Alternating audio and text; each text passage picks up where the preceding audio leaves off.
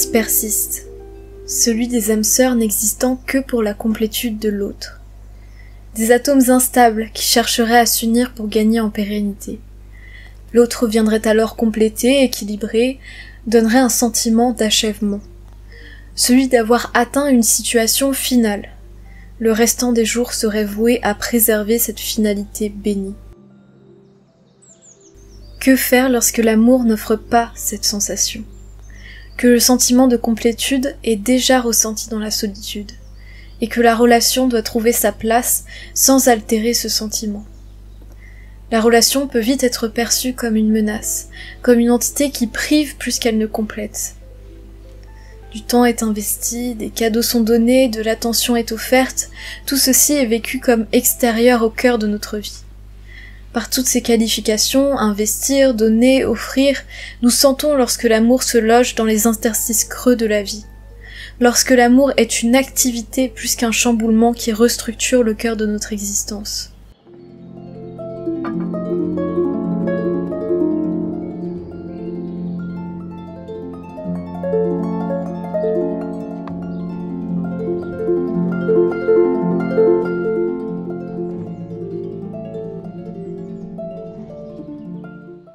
Il est difficile de laisser entrer quelqu'un au cœur de notre vie, je l'admets. Chaque mouvement envisagé peut être perçu comme un effort pour entretenir un feu externe à nous, et non en nous. Lors des moments d'essoufflement, il sera alors aisé de retourner dans notre vie pétrie d'habitudes solitaires et non structurées par cet amour. Chez un solitaire, cette notion de complétude peut vite être ressentie comme inversée. Se sentir complet dans la solitude, et avoir l'impression de ne plus l'être dans la relation à l'autre. Donner de soi, de son temps, de son corps, de ses paroles, serait comme se déposséder de soi. Le solitaire est un avare de la vie. Il veut la garder pour lui. La tentation peut alors être grande. Se tourner vers des relations légères et sans engagement, avoir la garantie que rien ne bousculera notre quotidien. La pérennité des jours sans imprévu, sans les sentiments lourds et délicats de l'amour pesant sur nous. L'amour se présente avec son cortège de contraintes. Contraintes qui ne se révèlent que dans un second temps pour ceux n'ayant Dieu que pour la tête de fil, la passion. L'amour n'est pas qu'une notion abstraite et légère. Lorsqu'il s'incarne, qu'il se vit à deux, sa matérialité impose un certain nombre de contraintes.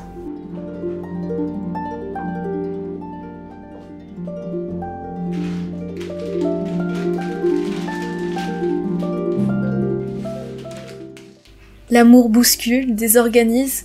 Vouloir empêcher le pouvoir désorganisant et réorganisant de l'amour, c'est se priver d'expérimenter l'amour complet, lorsqu'il teinte notre quotidien dans ses moindres recoins.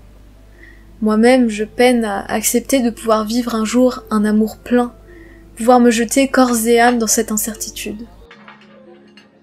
J'ai eu pendant longtemps, et cela m'influence encore à ce jour, une attirance pour des visions libertaires de l'amour.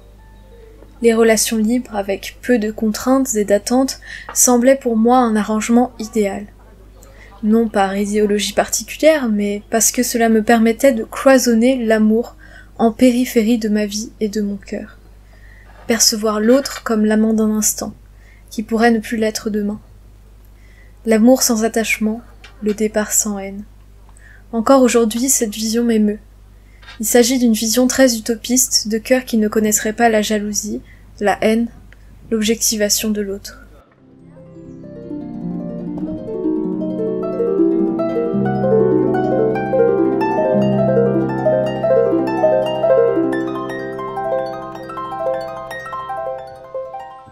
Est-il possible d'aimer passionnément sans objectifier l'autre, sans souhaiter qu'il nous appartienne un peu, sans souhaiter que je lui appartienne un peu?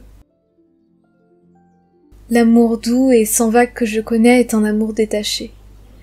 Les amours détachés sont-ils l'œuvre d'une grande maturité affective comme le clament certains gourous, ou ne sont-ils pas plutôt une façon de se retirer du monde avant que celui-ci n'explose? Je ne crois pas en l'âme sœur qui nous compléterait. En revanche, je crois en un amour piétinant nos habitudes et nos certitudes, laissant place à un champ dont la floraison ne sera que plus belle.